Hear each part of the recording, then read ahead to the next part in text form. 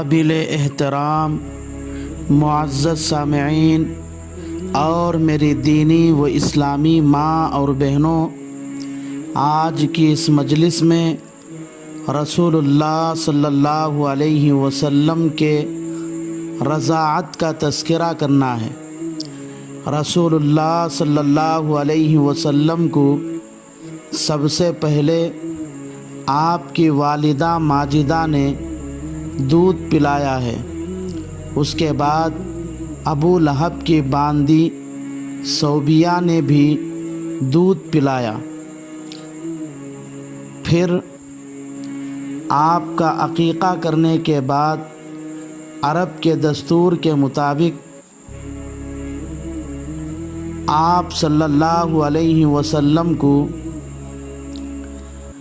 قریہ اور دیہات کے اندر بھیج دیا گیا، کیونکہ عرب کا دستور تھا کہ عرب کے شریف گھرانے کے لوگ اپنے نومولود بچوں کو کسی قریہ اور دیہات میں پرورش کے لیے بھیج دیتے تھے۔ بچوں کو قریہ اور دیہات میں بھیج کر پرورش کرانے میں عربوں کے دو مقصد ہوتے تھے۔ پہلا مقصد یہ ہے، چونکہ قریہ اور دیہات کی آب و ہوا شہر کے مقابلے میں صاف شفاف ہوتی ہے، اور صاف شفاف اور کھلی فضا میں بچوں کی نشو و نما اور صحت اچھی ہوتی ہے، اس لیے شرفائے عرب اپنے نومولود بچوں کو اچھی صحت اور بہترین نشو و نما کے لیے قریہ اور دیہات میں بھیج دیا کرتے تھے۔ دوسرا مقصد یہ ہے کہ عرب کے کچھ فطری خصوصیات تھیں، جیسے فصاحت، بلاغت اور شجاعت وغیرہ، وہ سب قریہ اور دیہات میں محفوظ ہوتی تھیں، اس لیے عرب کے شرفاء اپنے نومولود بچوں کو عرب کی فطری خصوصیات یعنی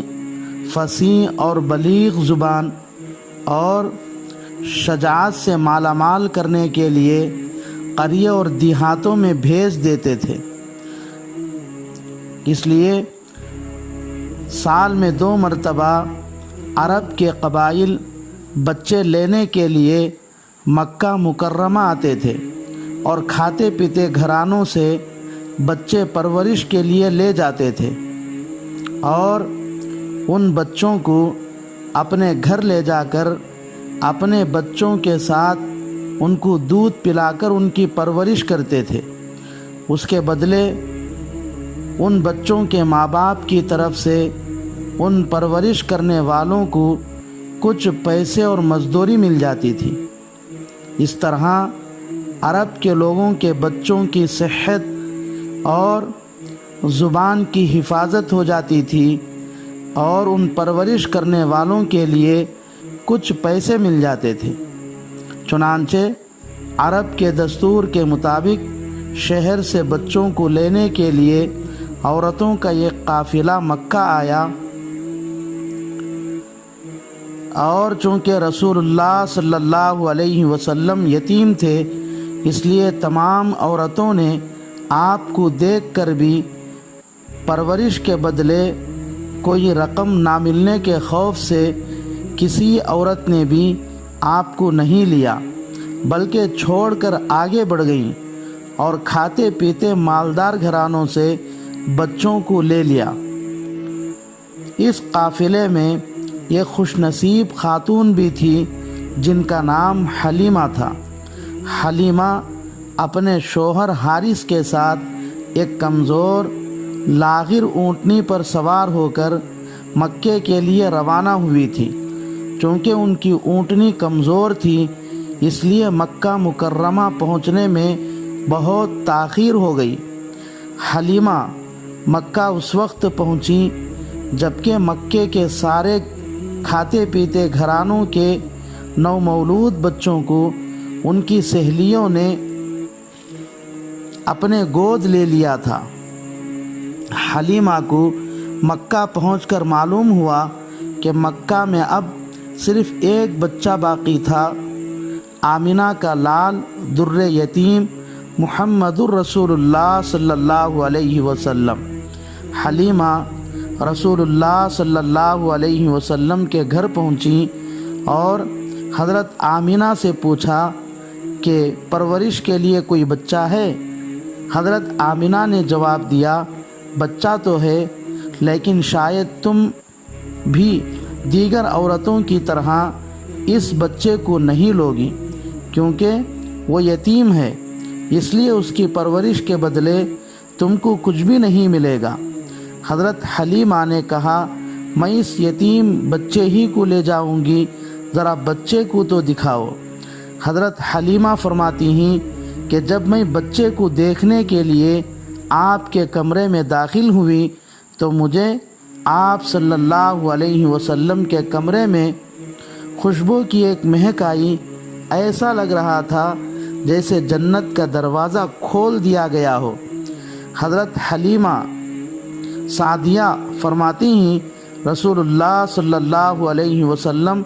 سفید کپڑے میں لپٹے ہوئے آرام فرما رہے تھے، جب میری نگاہ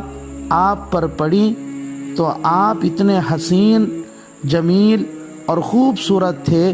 کہ میں نے آپ جیسا حسین اور خوبصورت لڑکا اس سے پہلے کبھی نہیں دیکھا۔ یہاں شاعر اسلام حضرت حسان بن ثابت رضی اللہ تعالی عنہ کا وہ شعر کہنا بالکل مناسب ہوگا جس میں انہوں نے کہا کہ آپ جیسا حسین اور خوبصورت بچہ آپ سے پہلے کوئی بھی کیسے دیکھ سکتا ہے، کیونکہ آپ سے پہلے آپ جیسا حسین اور خوبصورت بچہ اللہ نے پیدا ہی نہیں کیا ہے۔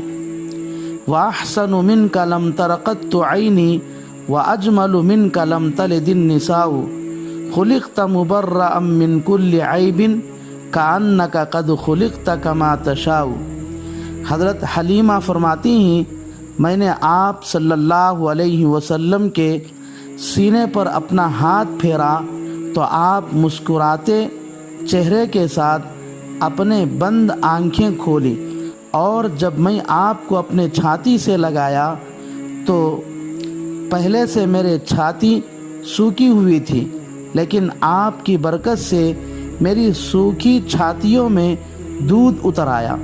پہلی مرتبہ میں نے آپ کو اپنے دائیں چھاتی سے دودھ پلایا، اس کے بعد سے آپ ہمیشہ دائیں چھاتی ہی سے دودھ پیتے تھے۔ ہر طرح کی کوشش کے باوجود آپ ہرگز بائیں چھاتی سے دودھ نہیں پیتے تھے۔ رسول اللہ صلی اللہ علیہ وسلم صرف دائیں چھاتی ہی سے دودھ پیتے تھے اور بائیں چھاتی کو منہ تک اس لیے نہیں لگاتے تھے کہ ان کا ایک رضاعی بھائی بھی تھا۔ گویا کہ آپ صلی اللہ علیہ وسلم نے دائیں چھاتی کو اپنے لیے اور بائیں چھاتی کو اپنے رضاعی بھائی کے لیے برابر سرابر تقسیم کر لیا تھا، اس لیے بائیں چھاتی سے دودھ پینا اپنے بھائی کے حق کو مارنا اور ان پر ظلم کرنا سمجھتے تھے، اس لیے آپ ہمیشہ سیدھے چھاتی ہی سے دودھ پیتے تھے، بائیں چھاتی سے ہرگز دودھ نہیں پیتے تھے۔ اس طرح آپ صلی اللہ علیہ وسلم نے عدل و انصاف پر ثابت قدم کے ساتھ رہ کر امت کو عدل و انصاف کا سبق دیا ہے۔ امت کو بھی چاہیے کہ وہ اپنے مشفق و مہربان نبی کے نقش قدم پر چلتے ہوئے کبھی بھی کسی پر ظلم و ستم اور زیادتی نہ کرے، بلکہ ہر ایک کے ساتھ عدل و انصاف کا معاملہ کرے، ورنہ یہی ناانصافی، ظلم، ستم، جور و زبردستی کل قیامت کے دن وبال جان بن جائے گی اور دوزخ میں جانے کا ذریعہ بنے گی۔ الغرض حضرت حلیمہ نے حضرت آمنہ کی اجازت سے رسول اللہ صلی اللہ علیہ وسلم کو لے کر شام کو اپنے خیمے میں آ گئیں اور حضرت حلیمہ کے شوہر حارث جب اونٹنی کے پاس جا کر دودھ دوہنے لگے تو ان کی خوشی کی انتہا نہ رہی، کیونکہ وہی دبلی پتلی لاغر اونٹنی جو اس سے پہلے دودھ کا ایک قطرہ تک نہیں دے رہی تھی، جس کی وجہ سے حلیمہ اور حارث اور ان کے بچے کو راتوں میں بھوکا رہنا پڑتا تھا، اور بھوک کی وجہ سے ان کو نیند تک نہیں آتی تھی۔ لیکن رسول اللہ صلی اللہ علیہ وسلم کی برکت سے وہ اونٹنی اتنا دودھ دی کہ حضرت حلیمہ فرماتی ہیں کہ وہ دودھ گھر کے سارے افراد خوب سیر ہو کر پی لیے۔ ایک مدت کے بعد آج پہلا دن تھا کہ رات کو ہم اور ہمارا بچہ خوب سیر ہو کر دودھ پی بھی لیا اور آرام کی نیند بھی سو گئے۔ مکہ میں 3 دن قیام کے بعد رسول اللہ صلی اللہ علیہ وسلم کو لے کر حضرت حلیمہ مکہ سے روانہ ہونے لگی۔ ایک روایت کے مطابق اونٹنی پر حضرت حلیمہ اور ان کے شوہر حارث کے درمیان آپ صلی اللہ علیہ وسلم کو بٹھایا گیا اور اونٹنی کو اٹھانے کی بہت کوشش کی گئی، اس کے باوجود اونٹنی نہیں اٹھی۔ آخر حضرت حلیمہ نے اپنے شوہر حارث سے کہا، یہ بچہ اتنا عظیم ہے کہ اس کی طرف تمہارا پیٹ کرنا شاید اللہ کو پسند نہیں ہے، اس لیے اس بچے کو آگے کر دیا جائے۔ چنانچہ جب آپ کو اونٹنی پر سب سے آگے بٹھایا گیا تو اونٹنی فوراً اٹھ کر کھڑی ہو گئی اور مکہ کی گلیوں کا چکر لگایا، اور جب کعبۃ اللہ کے پاس پہنچی تو کعبۃ اللہ کے سامنے 3 مرتبہ سجدہ کی اور سر آسمان کی طرف کیا اور روانہ ہو گئی۔ پہلے سواری بہت سست تھی، لیکن اب رسول اللہ صلی اللہ علیہ وسلم کی برکت سے اونٹنی تیز رفتار ہو گئی۔ چنانچہ حضرت حلیمہ کی سہیلیاں بہت پہلے مکہ سے بچوں کو لے کر روانہ ہو گئی تھیں، مگر حلیمہ کی سواری رسول اللہ صلی اللہ علیہ وسلم کی برکت سے ان تمام لوگوں کو پیچھے چھوڑ کر آگے نکل گئی۔ حضرت حلیمہ سعدیہ کا پورا علاقہ قحط سالی کی وجہ سے بنجر بن گیا تھا، لیکن رسول اللہ صلی اللہ علیہ وسلم کے اس علاقے میں آنے کی برکت سے حضرت حلیمہ کی زمینیں شاداب ہو گئیں، اور بغیر بارش ہی کے حضرت حلیمہ کی زمینوں میں گھاس اگنے لگا۔ حضرت حلیمہ کی بکریاں جب شام کو گھر واپس آتی تو ان کے پیٹ بھرے ہوتے تھے، ان کے تھنوں سے دودھ ٹپکتا ہوتا۔ ان بکریوں کے دودھ کو گھر کے سارے افراد خوب سیر ہو کر پیتے تھے۔